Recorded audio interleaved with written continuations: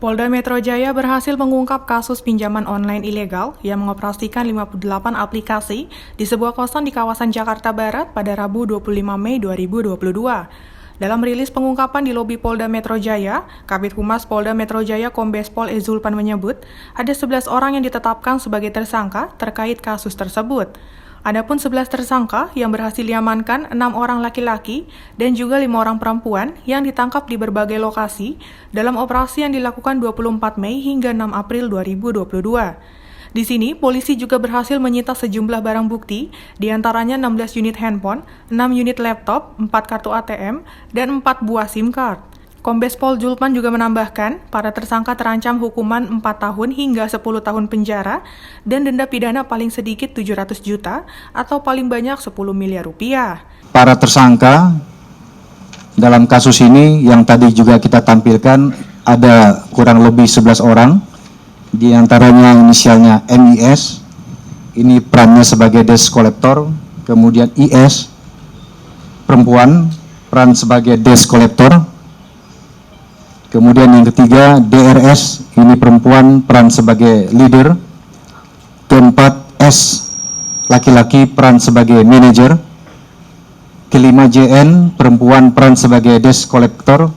Keenam, LT, laki-laki, peran sebagai desk collector. Ketujuh, OT, laki-laki, peran sebagai desk collector.